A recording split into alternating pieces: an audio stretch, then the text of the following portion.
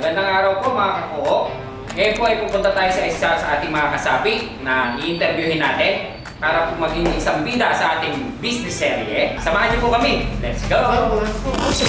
Mga kakuo, welcome sa isa na namang episode ng ating Santo Cristo Co-op Business Serye. Hello po mga ka-co-op, nandito po tayo sa Silangan Santa Maria upang kapanayamin ang ating isang kasapi na De La Cruz Farm Fresh Egg. Let's go! Hey, in the middle of the storm, I need you. When you said you'll never leave, I believe you. Know you see me even though I can't see you. Jesus, I know that you're always gonna bring me through. I don't gotta worry, I don't gotta stress. I know God is with me, I don't ever gotta guess. If He said it in the Bible. Okay, muli po magandang hapon po. Narito po kami sa Barangay Silangan upang interviewin po ang isa sa ating miyembro na ating kooperatiba. Hello po, ako po si Bernadette De La Cruz, kasabi po ng Santo Cristo Co-op. Kami pong mag-asawang may-ari ng De La Cruz Farm Fresh Egg dito sa Silangan. Sir, paano po kayo nagsimula sa ganitong negosyo? Magandang hapon po. Way back 2019. Actually, ang una po naming hanap buhay ay piggery. So, kung natatandaan niyo po, nagsimula yung ASF ng 2019. So, nasalanta kami. Ngayon, ang misis ko, sabi niya, mahirap na. Baka tayo mawala ng alaga, wala tayong hanap buhay. So, nagsimula po kami sa 500 heads ng layer chicken. Hanggang sa dumating po ang pandemic, 2020, talagang dumating yung mabigat na problema ng ASF. Naubos po talaga ang baboy namin. So it's very timely na kami nakapagsimula na. So yun na naging trigger sa amin para dagdagan ng paunti-unti yung aming hanggang ngayon naman backyard. Pero at least nakalipat po kami from piggery to layer. Follow question po, ilan na po yung alaga niyong layer sa ngayon? Sa ngayon po ay 1,800. Oh, dami na. Ano po yung mga pinagdaanan nyo na struggle during nung nagpalit na po kayo ng negosyo? Ano po yung ups and downs? Actually, ang talagang pinakamabigat na experience namin, yung una naming 500 heads, nagkaroon kami ng problemang technical dahil sa kakulangan namin ng kaalaman. Medyo malaki ang naging mortality namin doon sa una. Wala po kaming magawa kundi magtanong-tanong doon sa mga kaibigan namin na may alam sa pag-aalaga ng layer chicken at saka kumonsulta rin kami sa veterinaryo. Okay. Awa naman ng Diyos yung sa mga sumunod na nagdagdag kami ng paunti-unti, unti-unti napag-aralan na namin kung paano alagaan ng tama. Hindi man po perfect, pero at least yung mga maliliit na problema, medyo madali May solusyon na po. nasusolusyonan. Bali, ilang years na po kayo nag-layer? Almost na siguro, 6 or 7, 7 years. Kaya kami ay hindi na bumalik doon sa piggery. Malaki diferensya kasi ng kaginawa mag-alaga ng layer chicken. Okay. Nung kami merong piggery, pagka dumating ako kahit gabi na, mga bandang alas 8, galing ako doon sa dating work ko.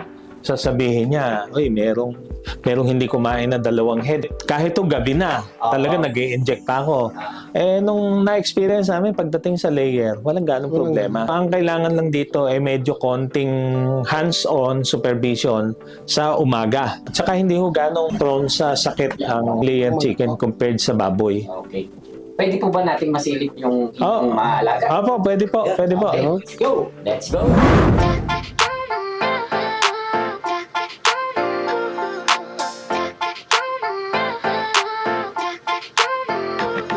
Hey, in the middle of the storm, I need you. When you said you'll never leave, I believe you. Know you see me even though I can't see you. Jesus, I know that you're always gonna bring me through. I don't gotta worry, I don't gotta stress. I know God is with me, I don't ever gotta guess. If He said it in the Bible, then I know it's true. If He said it, I believe it, cause He always comes through. Paano po kayo natulungan ng kooperatiba sa inyong negosyo? Bali po, nakapag-loan po kami sa Santo Cristo, pinandagdag po sa puhunan. At nagpaplano po ulit kami na mag-loan dahil nakabayad na po kami sa unang loan para dagdag po ulit sa puhunan. Okay po. Okay. Sir, maiba po ako. Yung pong kulungan nyo, napansin ko lang po, ba't hindi mabaho? Siyempre po, manukan, expected ko mabaho yung kulungan nyo. Pero dito sa inyo, walang ganong amoy. Nakatulong po ng malaki sa amin yung nagbabrowse ako doon sa mga nag-aalaga ng layer sa YouTube. Ang sikreto po namin dyan, kung mapapansin nyo doon sa kabila, mamaya makikita natin, meron kami salansundan ng maraming sako ng ipa. So nagsusunog po kami ng ipa at every week, pag tinanggal yung pupo na yan, yung sinunog na ipa, isasabo yun doon sa ilalim. Yun Lumalabas po na pinaka-beddings Opo. ng tayo ng manok. Alam naman natin pagka yung mga charcoal o yung sunog Sunog na na, ipa, nag-absorb ng odor eh. Okay Pero po. hindi rin 100%, Apo. pero napakalaking bagay. Nami-minimize. Nami-minimize. Ano naman po yung maisasuggest nyo? Yung sa mga nag-start pa lang na tulad nito, small farming, sa ating mga kasapi sa kooperatiba. Sa totoo lang, yung pong mga gustong magtayo ng maliliit na hanap buhay na talagang ang problema ay yung panimulang puhunan, napakalaki ang naitutulong dito ng mga kooperatiba kamukha po ng Santo Cristo. Okay. Kasi talaga namang pag nagsimula ka at kapos ka sa puhunan, maghahanap ka na kung saan ka pwedeng lumapit na ikaw ay mapautang. Apo. Doon pumapasok yung tulong ng Santo Cristo Co-op sa mga kamukha namin na mga liit na negosyante. Nagdinegosyo. Opo. Okay. Naman po kayo makukontak para kung sakaling may mga gustong bumili ng itlog. Okay. Ang amin pong maliit na farm at saka meron din kaming retail store ay nandito sa Barangay Silangan, Santa Maria, Bulacan. At heto po ang aming address at contact number na pwede nyo pong tawagan. Maaari niyo po bang anyayahan ang ating mga tagapakinig?